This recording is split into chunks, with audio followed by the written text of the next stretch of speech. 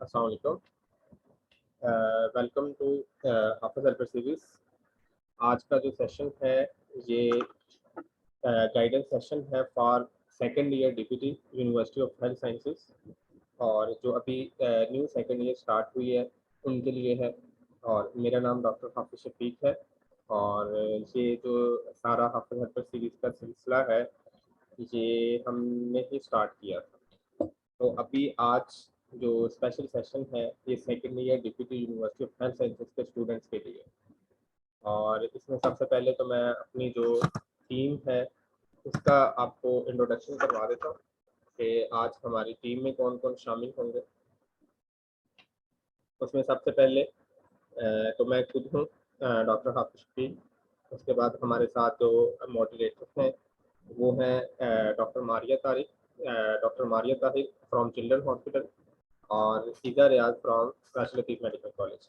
उसके अलावा जो हमारे इंस्ट्रक्टर्स हैं जिन्होंने थ्रू आउट द ईयर आपको ग्रुप में गाइड करना है, व्हाट्सएप स्टडी ग्रुप में। उसमें सबसे पहले है Malaika Noor from Rawalpindi medical university, Hifza Riaz from Shalamar medical and dental college Lahore, Maryam Tariq from Rashid Latif medical college, Syed Moizul Hassan from Allama Iqbal medical college, Zahira Amjad from university of health sciences काला शकाफी कैंपस, और Waneeda Ashraf from Central Park medical college. ये हमारे इंस्ट्रक्टर्स हैं जो आपको इंशाल्लाह ताला पूरा साल आपको एग्ज़ाम तक पूरा गाइड करेंगे। तो अभी मैं अपने इंस्ट्रक्टर्स वन बाय वन बुलाऊंगा, वो अपना इंट्रोडक्शन करवा देंगे, और उसके बाद फिर हम आपका जो सेशन है जिसमें हम आपको बुक से रिलेटेड बताएंगे, सिलेबस से रिलेटेड बताएंगे, कौन सी बुक्स आपने यूज़ करनी है, और इसके अलावा जो आप हमसे क्वेश्चन करेंगे उनका हम आंसर करेंगे। ठीक है, और ये जो सारी मीटिंग है ये रिकॉर्ड होगी और उसके बाद हम इसको शेयर भी कर देंगे। ठीक है, तो अभी मैं वन बाय वन अपने इंस्ट्रक्टर्स को बुलाता हूँ ताकि वो अपना इंट्रोडक्शन करवा दें। ब्रीफली इंट्रोडक्शन करवाना है, उसके बाद फिर हम स्टार्ट कर देंगे। वनीदा अशरफ।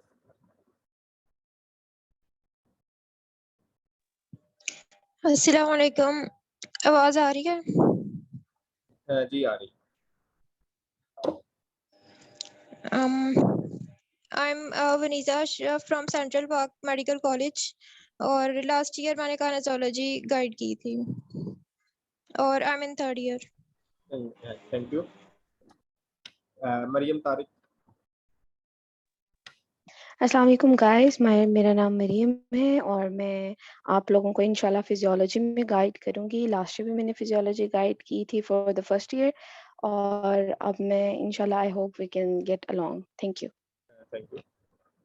अभी हिफ्जा रियाज वो फोर्थ ईयर की हैं, उनके एग्जाम्स हैं तो वो हमें ज्वाइन नहीं कर सकी। तो बायोकेमिस्ट्री का मैं बता दूंगा या कोई और इंस्ट्रक्टर बता देगा, वो कोई इशू नहीं है। ठीक है, इसके अलावा हमारे साथ हैं ज़हीरा अमजद है। ज़हीरा अमजद वो शायद उनका डिस्कनेक्ट हो गया। मलाइका नूर।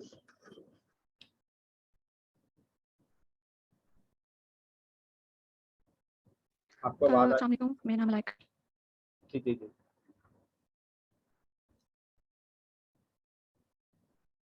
जी जी मलाइका बोले आप।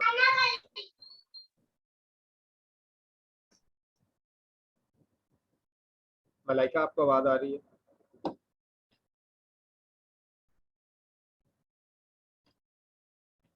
ज़हीरा अमजद आपको आवाज आ रही है? आप स्टार्ट कर। Yes sir. जी जी, आप अपना इंट्रोडक्शन करवा दें, नाम वगैरह बता दें, यूनिवर्सिटी का बता दें, उसके बाद फिर हम स्टार्ट करें। मैं ज़ुहैरा अमजद हूँ from university of health sciences KSK campus Lahore, और मैं इंशाल्लाह आपको मेडिकल फिजिक्स गाइड करूँगी। Thank you. जी थैंक यू। मलाइका आपको आवाज आ रही है? आई थिंक उनको आवाज नहीं आ रही, तो अभी हम स्टार्ट करते हैं सेशन। अभी जो इस मीटिंग में जो न्यू है उनको थोड़ा सा हाफिज़ अल्फर सीरीज का मैं बता देता हूँ थोड़ा सा, क्योंकि जो ऑलरेडी फर्स्ट ईयर के ग्रुप में ऐड थे उनको तो आइडिया है कि हम किस तरह अपना गाइड करते हैं और पूरा साल आपको लेके चलते हैं। हाफिज़ अल्फर सीरीज बेसिकली हमने 2017 में स्टार्ट की थी, और इसमें doctor of physical therapy UHS में क्योंकि कोई एक ऑर्गेनाइज्ड कोई ऑर्गेनाइजेशन नहीं थी जो कि स्टडी से रिलेटेड स्टूडेंट्स की हेल्प करती, तो इसमें सबसे पहले हमने पास पेपर की सिलेक्शन की थी अनसॉल्व फर्स्ट ईयर में। उसके बाद फिर आस्ता आस्ता हमने पूरे पास पेपर इसके सॉल्व किए और 2019 से हमारे कंप्लीट हो गए थे first year to final year. अब अल्हम्दुलिल्लाह हर साल रिवाइज होती रहती है और मार्केट में न्यू एडिशन हर साल रिवाइज होता है। ठीक है, इसके अलावा हमारी एमसीक्यूज की बुक्स भी हैं, वो अभी इन प्रोसेस भी हैं, और हमारी गायनेकोलॉजी की बुक आ चुकी है। इसके अलावा हमारी फाइनल ईयर की है एमसीक्यूज, वो बुक आ चुकी है। इस तरह हमारी शॉर्ट बुक्स अभी बन रही हैं इन प्रोसेस, वो भी इंशाल्लाह ताला इस ईयर में आ जाएंगे। ठीक है, और इसके अलावा हमारा जो हाफिज अल सीरीज है, ये ना सिर्फ डॉक्टर ऑफ फिजिकल थेरेपी बल्कि हमारी एलाइड हेल्थ साइंसेज की बाकी भी जितनी फील्ड्स हैं जैसे MIT speech learning pathology, nutrition है, कार्डियोपल्मोनरी है, ऑपरेशन थिएटर है, इनके भी हमारे पूरे अल्हम्दुलिल्लाह जैसे डीपीटी है ऐसे ही इनके व्हाट्सएप ग्रुप्स हैं, फेसबुक पेज है और फेसबुक ग्रुप वगैरह। इसके अलावा हमारी बीएससी नर्सिंग उसके भी इसी तरह हमारे व्हाट्सएप ग्रुप्स हैं। ठीक है, और आज मज़ीद आपको इस प्लेटफॉर्म का और हमारा जो तरीकाकार है जिस तरह हम गाइड करते हैं वो इंशाल्लाह आपको समझ भी आ जाएगी और इसमें आप भी पार्टिसिपेट करेंगे और हम भी आपको गाइड कर सकते हैं। ठीक है, ये ब्रीफली सीरीज के बारे में। अच्छा, अभी आ जाते हैं सेकेंड ईयर में। सेकेंड ईयर के सब्जेक्ट, मरियम आपको आवाज़ आ रही? जी सर आ रही है। हाँ, ये थोड़ा सा सब्जेक्ट के बारे में बता दें सेकेंड ईयर। बच्चों आपके पास ना 5 सब्जेक्ट्स हैं, ठीक है। Anatomy, physiology, काइनी and ergonomics, biochem and medical physics. Anatomy में आपका 200 मार्क्स का होएगा, ठीक है, जिसके अंदर 100 मार्क्स में आपके पास आ जाता है 45 एमसीक्यूज, 45 मार्क्स के एससीक्यूज, 10 आपकी इंटरनल असेसमेंट है, और फिर 100 मार्क्स वैसे ही जैसे आपके पास फर्स्ट ईयर में था आपके पास प्रैक्टिकल आ जाती है, ऑस्पी आ जाती है। ठीक है, उसके बाद अगर आप बायोकेम की तरफ चले जाते हो तो बायोकेम में भी आपके पास इसी तरह ही है 200, वही सेम मार्क डिस्ट्रीब्यूशन है। इसमें भी फिजियोलॉजी में भी वैसे है, काइनी जैसे आपने फर्स्ट ईयर में की है वैसे ही सेकेंड ईयर में भी आपके पास नेक्स्ट हाफ पार्ट होगा। ठीक है, और उसमें भी आपके पास सेम चीज आएगी, लेकिन यहाँ पे बायोमैकेनिक्स का जैसे फर्स्ट ईयर में बहुत ज्यादा पार्ट था, यहाँ पे बस आपने स्पाइन वाला एक करना है, वो आपको फर्दर गाइडलाइंस मिल जाएंगी। और फिर आगे आपके पास कौन सा सब्जेक्ट आ जाता है कौन सा हाँ, मेडिकल फिजिक्स। मेडिकल फिजिक्स में ना आपका सिर्फ 100 मार्क्स का एग्जाम है, उसके अंदर आपको मतलब उसका वाइवा वगैरह नहीं है, तो उसकी आपको टेंशन नहीं लेनी, बस आपका 100 मार्क्स का एग्जाम है, 50% आपके पास पासिंग मार्क है हर एक सब्जेक्ट के, और बस। जी थैंक यू। अभी आपने ना फिजियो का बता देना थोड़ा सा, जस्ट ओवरऑल ये रिकमेंडेड बुक्स हैं उनकी, उसका बता दें और उसके बाद हमारा सिलेबस बता दें। ठीक है जी हाफिज भाई। अच्छा, इसमें ना आपको ऑब्वियसली जैसे आप फर्स्ट ईयर में भी पढ़ते हो क्या गाइडन ही है आपकी मेन, ठीक है, फिर 2 सेंट पे रिवीजन के लिए आपको पता है, ठीक है, और उसके बाद अब यहाँ पे जो स्पोर्ट्स के लिए है ना वो मोहम्मद अरसलान असलम की जो है आई हाईली रिकमेंड दैट, ठीक है, वहाँ पे क्योंकि आपका जो स्पोर्ट्स का चैप्टर है ना उसमें से इट्स मस्ट कि आपको 2 क्वेश्चन भी आ सकते हैं, ठीक है, तो वो आपने सिर्फ गाइडन पे ही डिपेंड नहीं करना, यहाँ से इस बुक से आपको काफी अच्छा रिकमेंडेशन आ सकता है। फर्दर ये है कि आपकी जो गाइडन है ना जिस तरह फर्स्ट ईयर में थी वो थोड़ी ज्यादा एक्सटेंसिव भी थी, थोड़ी ज्यादा हेक्टिक भी थी। सेकेंड ईयर में जो आपको एक्सटेंसिव पार्ट लगेगा वो आपका सीएनएस वाला होगा, आपको मतलब लगेगा कि डिफिकल्ट है, ऐसे है वैसे है, लेकिन ऐसा नहीं होगा, जस्ट आपने कंसेप्ट लेना है। और मैं आपको ये रिकमेंड करूंगी कि आप न्यूरो के साथ साथ उसको लेके चलेंगे तो आप एक जगह से भी कर लेंगे ना तो आपका सीएनएस यहाँ से भी रेडी हो जाएगा, वहां से भी रेडी हो जाएगा, क्योंकि इट्स अ सेम थिंग, तो आपको कंफ्यूज करने की उसको जरूरत नहीं है।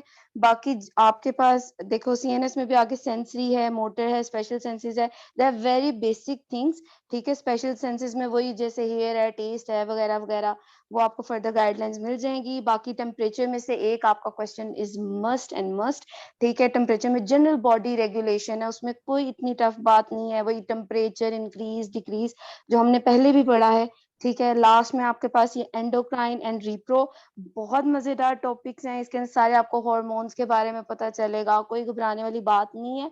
We will take it in a easy way, आपको कंपेयर करके बताया जाएगा ताकि आपको एक एक अलहदा करके मतलब याद ना करना पड़े, वो डिफिकल्टी ना आए। ठीक है। एंड पे स्पोर्ट्स के लिए आपको बता दिया है सारे आपको, बाकी हम through out the year important चीजें, ठीक है, और सारी गाइडलाइंस वगैरह देते जाएंगे फिजियोलॉजी की। इंशाल्लाह कोई हमें प्रॉब्लम नहीं आएगी और हम टाइम से पहले इसका सिलेबस भी खत्म करेंगे और अच्छे से अंडरस्टैंडिंग भी करेंगे। अगर कोई ऐसा इशू आ रहा है फिजियोलॉजी का, आपने टेंशन नहीं लेनी, फौरन क्वेश्चन करना है, हम फौरन आंसर नहीं देंगे, कोई मेरी जगह और दे देगा। ठीक है। आपको कुछ समझ नहीं आ रही टॉपिक, आपको ऑडियोज चाहिए, हम ऑडियोज भेज देंगे। ठीक है। और एक बड़े अच्छे बिहेवियर में इंशाल्लाह हम चलेंगे और इसको कवर अप।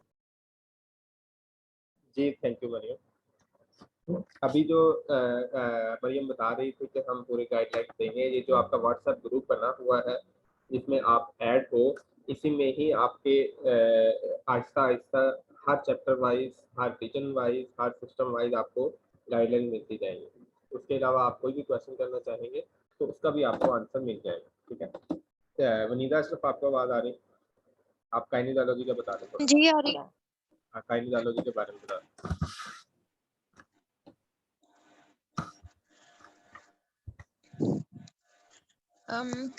काइनेजोलॉजी में आप लोगों की काइनेजोलॉजी में आप लोगों के वो वाली स्लाइड ओपन कर दें।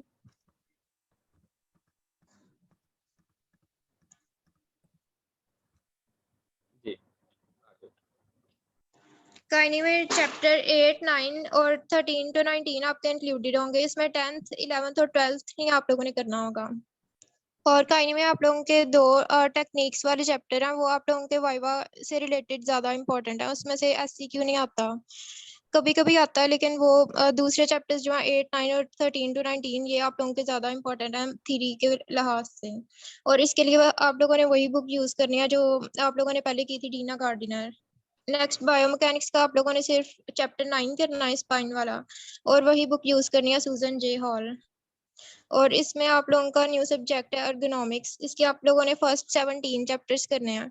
और इस सब्जेक्ट से आप लोगों ने डरना नहीं है क्योंकि ये काफ़ी लेंथी लिखा हुआ है और 17 चैप्टर्स हैं, लेकिन ये बहुत ईजी है। एक दफ़ा आप लोग पूरे साल में सिर्फ एक दफ़ा भी रीड किया होगा तो ये आप लोग खुद से भी लिख सकते हो। मतलब इसमें बेसिक सब कुछ बताया हुआ है कि सीटिंग अरेंजमेंट वगैरह कैसे होती है और पोस्चर कैसे सही करते हैं, इस तरह की मतलब ईजी सब्जेक्ट है। और अर्गोनॉमिक्स में आप लोगों ने जो एंड पर MCQs दिए होते हैं वो लाजमी करने हैं, उसमें से MCQs आ जाते हैं पेपर में। लेकिन लास्ट टाइम ऐसे हुआ था कि एक्सरसाइज में से सिर्फ 2-3 क्वेश्चंस आए थे और बाकी जो बेसिक डेफिनेशन स्टार्ट में दी होती हैं ज़्यादा SCQs इसमें से और सिनेरियो बेस्ड आए थे, कॉन्सेप्चुअल आए थे। तो आप लोगों ने इसे ईजी नहीं लेना इतना कि सिर्फ एंड वाले MCQs कर लो, डेफिनेशंस कर लो। इसे आप लोगों ने पूरा साल एक दफ़ा लाजमी हर चैप्टर को गो थ्रू करना है, ताकि अगर MCQs ऐसा हो कि सिर्फ एक्सरसाइज में से ना आए, थ्योरी में से आ जाए, तो आप लोग अटेम्प्ट कर सको। इसके लिए आप लोगों ने बुक कैरन जैकब्स की लेनी है। और गोनियोमेट्री आप लोगों ने सिर्फ स्पाइन की करनी है और इसके लिए गाइड टू गोनियोमेट्री होती है। ये वैसे कॉलेजेस में, हमारे कॉलेज में नहीं करवाई थी लेकिन एक्सटर्नल ने ये सुनी थी, इसलिए आप लोग इसे स्किप ना करो, ये कर लेना। लास्ट में MMT आप लोगों ने स्पाइन की करनी है, ट्रंक और पेल्विक फ्लोर, और TMJ की करनी है उसी बुक से, कनिंगम एंड डैनियल्स से। जी thank you. Thank you Waneeda. अब मेडिकल फिजिक्स का जो हीरा अमजद, आपको आवाज़ आ रही? Yes sir. जी, मेडिकल फिजिक्स का ब्रीफली थोड़ा सा बता दें। मेडिकल फिजिक्स का जो है ना वो सेकेंड ईयर में जो सबसे मतलब इजी और जो आपने पहले भी पढ़ा हुआ है, FSC के लेवल में भी थोड़ा बहुत अपने कॉन्सेप्ट हर चीज का लिया हुआ है। आपने क्या है कि उस अपने जो प्रीवियस जो कॉन्सेप्ट है ना उनको थोड़ा सा वाइड करना है। और ये इजी सब्जेक्ट है और इजी है कि इसमें डिस्टिंक्शन बहुत से लोगों की आ जाती है, और जो डिस्टिंक्शन लेना चाहते हैं तो उनके लिए यही है कि वो शुरू से ही इसको साथ साथ पढ़ते रहें। और दूसरा ये कि इसके लिए जो रिकमेंडेड बुक है वो आपकी क्लेटन 7th एडिशन ही है, और 9th एडिशन में भी मोस्टली बच्चों ने प्रीवियस ईयर्स लिए थे, लेकिन उसमें जो मोस्ट ऑफ द सिलेबस है वो कवर नहीं होता। 7th में मोस्टली तकरीबन आपका सिलेबस जो है ना वो कवर हो जाता है, और जो टॉपिक्स नहीं हैं गिवन वो HHS जो वेबसाइट है वहाँ से मिल जाएंगे। और इसमें जो है जो चैप्टर्स हैं क्लेटन 7th एडिशन के, कुछ हैं जो ऐसे आपने मतलब कि उसकी ईच एंड एवरीथिंग करनी है, कोई भी चीज़ स्किप नहीं करनी। तो उसमें जो चैप्टर्स यहाँ पे गिवन है, चैप्टर नंबर 1 से लेके 10 तक आपने सारे करने हैं, और उसके बाद 12, 13, 19, 20 और 24 और 26 लाजमन करने हैं। जी थैंक यू जी। मलाइका, अब आपको आवाज़ आ रही? जी सर, मेरी आवाज़ क्लियर है? जी जी, आपकी आवाज़ आ रही है। आप पहले तो अपना इंट्रोडक्शन करवा दें जी। और उसके बाद आपने एनाटॉमी का बताना, ठीक है? ठीक है। अस्सलाम वालेकुम एवरीवन। मेरा नाम मलाइका नूर है और I M student of Rawalpindi medical university. Recently हमने सेकेंड ईयर के एग्ज़ाम्स दिए हैं और अभी मैं आपको एनाटॉमी इंशाल्लाह इस साल इंस्ट्रक्ट करूँगी, और लास्ट ईयर भी मैंने फर्स्ट ईयर को एनाटॉमी इंस्ट्रक्ट की थी, मतलब उसका कुछ पोर्शन। तो इंशाल्लाह मुझे उम्मीद है आपका और मेरा एक्सपीरियंस अच्छा रहेगा। तो अब एनाटॉमी की तरफ आते हैं हम लोग कि एनाटॉमी को हमने कैसे कवर करना है। एनाटॉमी जो सेकेंड ईयर की है ना, बच्चे इसको काफ़ी मुश्किल समझते हैं, और वाकई मतलब मेरा ख्याल है कि इसके कुछ पोर्शन जो है एनाटॉमी के वो मुश्किल हैं और मतलब बहुत लेंथी सिलेबस का। लेकिन वही बात, आप लोगों ने टेंशन नहीं लेनी, इंशाल्लाह हम आपकी मदद करने की पूरी कोशिश करेंगे। तो इसके एनाटॉमी के बेसिकली हमारे पास 5 पोर्शंस हैं, 5 और 6 पोर्शन बन जाते हैं इसके, ठीक है। तो सबसे पहले हमारे पास जो major and the most important portion जो है ना हमारा, वो है न्यूरो एनाटॉमी का, ठीक है। न्यूरो एनाटॉमी के लिए जो आपने बुक फॉलो करनी है ना, वो स्नेल्स न्यूरो एनाटॉमी ही करनी है, मतलब कोशिश।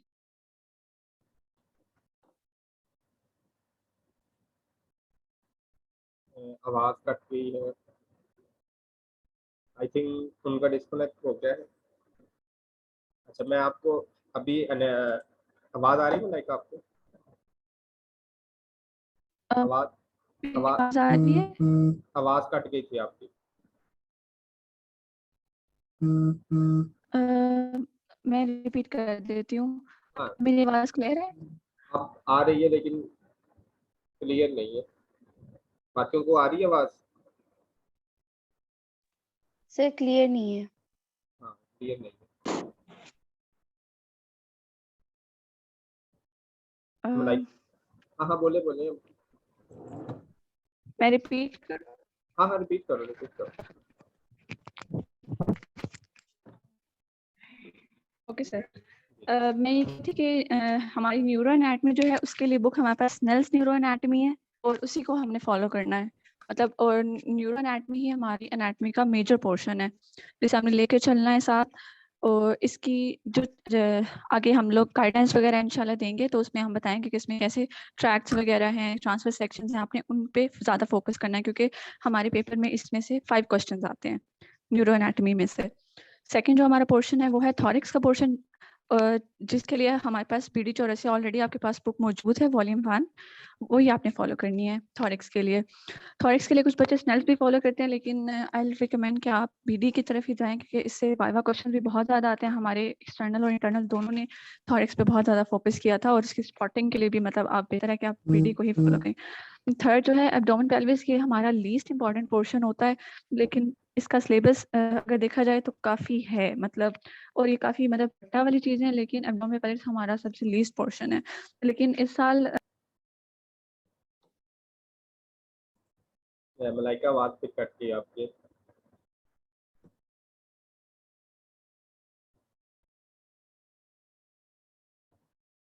मलाइका, आवाज़ आ रही है आपको?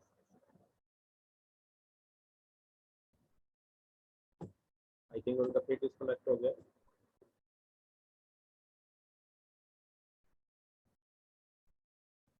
चलिए, यहाँ से मैं स्टार्ट कर देता हूँ। एब्डोमेन पेल्विस का जो पोर्शन है वो लीस्ट इम्पोर्टेंट है आपके सेकेंड ईयर में, ठीक है। लेकिन सिलेबस आपका सारा ही है, जो आपका वॉल्यूम 2 है, जिसमें आपने लोअर लिम्ब पढ़ा है, उसी के जो अगला पोर्शन है वो एब्डोमेन एंड पेल्विस का, ठीक है। वो आपने BD84 से ही करना है, क्योंकि आपने पहले पढ़ी हुई है। अगर आपने BD84 पहले पढ़ी हुई है तो आपने BD84 ही पढ़नी है। अगर आपने स्नेल पढ़ी हुई है तो फिर आप स्नेल पढ़ लीजिएगा, उसका कोई मसला नहीं, ठीक है। उसके बाद आ जाती है एम्ब्रियोलॉजी। एम्ब्रियोलॉजी के लिए आप जो रिकमेंडेड बुक है वो KLM है, और वो लैंगमैन भी है, ठीक है। उसके अलावा एक शॉर्ट बुक आती है शजील की, ये आप ले लीजिएगा, लेकिन आपने स्टार्टिंग में नहीं पढ़नी, बिल्कुल एंड में जाके पढ़नी है नवंबर में, लेकिन पहले आपने केएलएम पढ़नी है या लैंगमैन पढ़नी है, इनमें से एक पढ़नी है जो आपके कॉलेज में लगवाएंगे, ठीक है। और उसके अलावा एंड पे आता है हेड एंड नेक। ये जैसे न्यूरो एनाटॉमी आपकी इंपॉर्टेंट है, वैसे ही हेड एंड नेक इंपॉर्टेंट है, ठीक है। ये भी BD84 से आपने पढ़नी है, ये इसका 3rd वॉल्यूम है, ये आपने पहले नहीं लिया होगा, तो अभी आपने BD84 का वॉल्यूम 3 लेना है, वो हेड एंड नेक है, ठीक है। और उसमें से जो सिलेबस है वो इंशाल्लाह ताला आपके ग्रुप में हम गाइड कर देंगे कि आपके सिलेबस में जो जो टॉपिक होंगे आपने वही करने हैं, और आपके जो कॉलेज वगैरह हैं जो टीचर पढ़ाते हैं आपको, आपने उनको भी बताना है कि हमारा ये सिलेबस है और हमें इतना ही पढ़ाना है, इसके अलावा नहीं आपने पढ़ाना, ठीक है। ये था हमारा एनेटमी का। मलाइका, आवाज़ आ रही है आपको? जी सर। हाँ, मैंने थोड़ा सा बता दिया एब्डोमिन का भी, एमबीयू का भी, हेड एंड नेक का भी।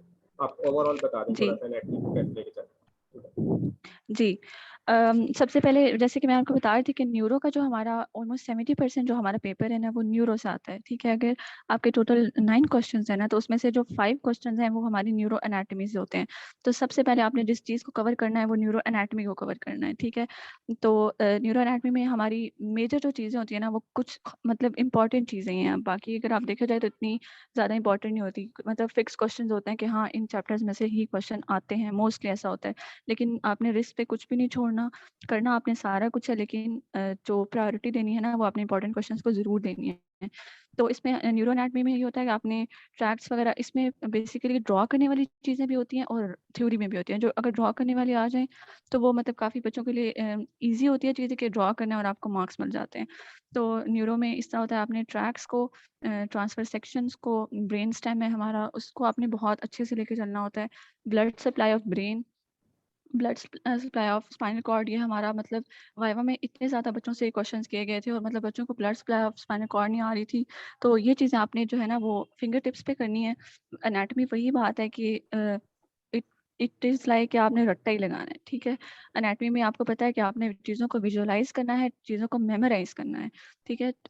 आप इमेजिन करें और आप साथ में मेमोराइज करें। एनाटॉमी को तैयार करने के ये 2 ही तरीके हैं कि आप चीज़ों को अपने माइंड में रखें कि कौन सी चीज़ कैसे है, कौन सी चीज़ कहाँ है, तो उसके बाद आप उसको मेमोराइज करें बार-बार। जैसे आपने फर्स्ट ईयर में एनाटॉमी की, नर्व सप्लाई, ब्लड सप्लाई, आपने चीज़ों को मेमोराइज किया, इसी तरह आपने सेकंड ईयर की एनाटॉमी को भी करना है। लेकिन बात सिर्फ ये है कि इसका सिलेबस ज़्यादा है, तो आपने अपना फोकस इस पे ज़रूर करना है। जैसे कि पहले कोई कह रही थी कि आपने सीएनएस को जैसे न्यूरो के साथ लेकर चलना है, तो बिल्कुल ऐसी बात है कि आपने सीएनएस और फिजियोलॉजी और न्यूरो एनाटॉमी को साथ कवर करना है। साथ कवर करेंगे आपको बहुत आसानी होगी, लेकिन फिजियोलॉजी में सीएनएस की कुछ एक्स्ट्रा चीज़ें भी हैं, तो आपने उनको इग्नोर नहीं करना कि लाइक हमारी न्यूरो हो गई है तो हमारा कंप्लीट सीएनएस हो जाएगा। कुछ ऐसा भी नहीं होता, लेकिन मोस्टली पोर्शन आपका फिजियोलॉजी में कवर हो जाता है अगर आपने न्यूरो एनाटॉमी अपने फिंगर टिप्स पे की हुई है तो। सेकंड है हमारे पास थोरैक्स है। थॉरिक्स मतलब बहुत मज़े का हमारा एक रीजन है और इसके क्लिनिकल्स वगैरह, मोस्टली क्लिनिकल्स इसके बहुत इंपॉर्टेंट हैं। Terminologies as you all know, पहले भी टर्मिनोलॉजीज बहुत इंपॉर्टेंट होती हैं। इनके जो बोनी रीजन्स है, बोनी रीजन्स जो है हमारे वो सिर्फ थॉरिक्स में आ जाते हैं और हेड एंड नेक में। इसके अलावा बोनी रीजन्स जो है ना वो 5 सेक्शन में से किसी, हाँ एब्डोमिनल पेल्विस में भी हैं, यस 3 रीजन्स हैं, इनमें हमारे बोनी रीजन्स होते हैं जो लाइक आपकी ऑस्पीज होती हैं, उसके लिहाज से भी आपने तैयार करना होता है। एनाटॉमी की आपको पता है ऑस्पी भी बहुत इंपॉर्टेंट है। अब ये जो एम्ब्रियोलॉजी है ना हमारे मतलब यूनिवर्सिटी में इसे बहुत लीस्ट इंपॉर्टेंस दी गई थी, लेकिन आपने एम्ब्रियोलॉजी को भी मतलब इंपॉर्टेंस देनी है। एक क्वेश्चन के मार्क्स लाइक 5 मार्क्स होते हैं क्वेश्चन के, तो आपके मार्क्स बहुत मैटर कर रहे होते हैं। एम्ब्रियोलॉजी एक्सटर्नल्स भी बहुत ज़्यादा पूछते हैं वाइवास में, तो हमारी यूनिवर्सिटी में इतना ज़्यादा इसे इंपॉर्टेंस नहीं दी गई थी, तो लाइक इसे हम लोग काफ़ी टेंशन में थे। लेकिन आपने ये नहीं करना, आपने एम्ब्रियोलॉजी को भी उतनी इंपॉर्टेंस देनी जितने बाकी रीजन्स को।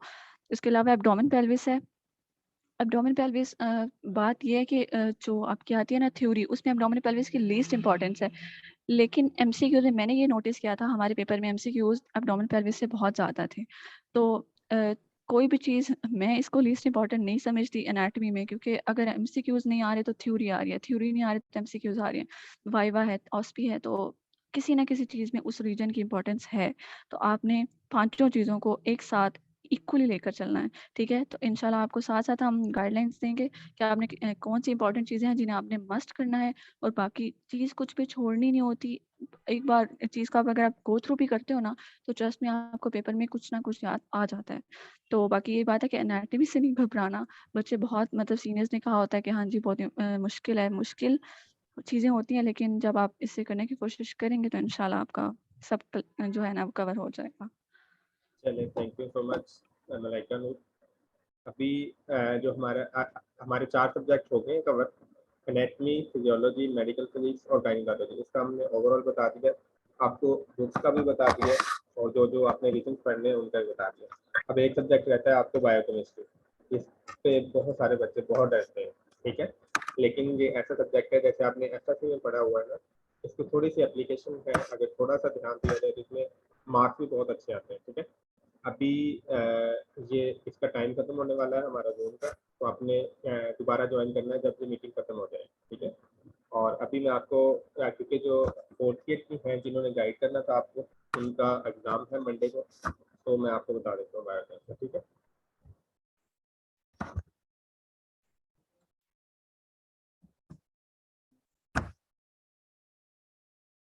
जी, इसमें हमारा जो बायोकेमिस्ट्री का है, इसमें जो हमारी रिकमेंडेड बुक है वो है लिपनकॉट की, ठीक है।